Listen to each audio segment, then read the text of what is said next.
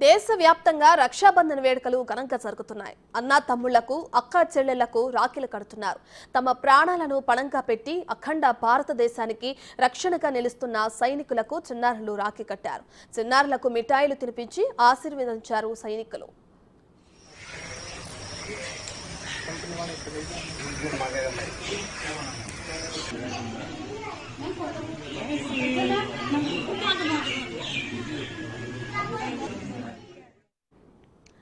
హైదరాబాద్ లోని ministers quarters లో మంత్రి పొన్నం ప్రభాకర్ ఆయన సోదరుడు అశోక్ కు వారి సోదరీమణులు రాఖీ కట్టారు. అనంతరం వారి అక్కా చెల్లెళ్ల నుంచి ఆశీర్వాదం తీసుకున్నారు మంత్రి పొన్నం. అన్నా చెల్లెళ్ల అనుబంధాన్ని రక్షాబంధనం ప్రతిబింబిస్తుందన్నారు మంత్రి పొన్నం ప్రభాకర్. తెలుగు రాష్ట్రాల అక్కా చెల్లెళ్లందరికీ ఆయన రక్షాబంధన శుభాకాంక్షలు తెలిపారు. తెలంగాణ అక్కా చెల్లెలందరికీ రాఖీ పౌర్ణమి శుభాకాంక్షలు.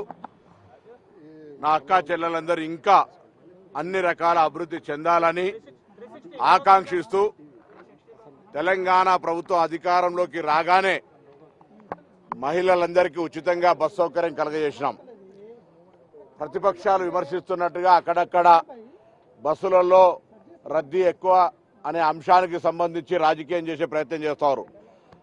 గౌరవ ముఖ్యమంత్రి గారి నాయకత్వంలో మొత్తం కేబినెట్ గా కొత్త బస్సులు కొనుగోలు చేసే అంశం కావచ్చు, మహిళలకు ఎక్కడ కూడా ఇబ్బంది కావద్దు, పాఠశాల విద్యార్థులకు ఇబ్బంది కలగద్దని నూతన రిక్రూట్మెంట్లతో పాటుగా కొత్త బస్సులు కొనుగోలు ప్రక్రియ స్టార్ట్ చేస్తూ ఉన్నాం. కాబట్టి ఈ యొక్క సౌకర్యం మహిళలకు సంబంధించి ఉచిత బస్ ప్రయాణం పట్ల ప్రతిపక్షాలు రాజకీయం చేయొద్దని రాఖీ పౌర్ణమి సందర్భంగా విజ్ఞప్తి చేస్తా ఉన్నాను. మన తోటి అక్కా చెల్లెలను గౌరవం.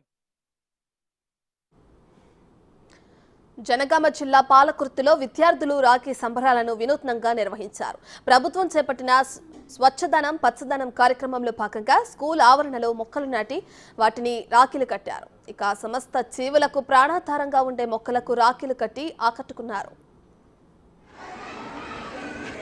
Welcome to the world of Press On.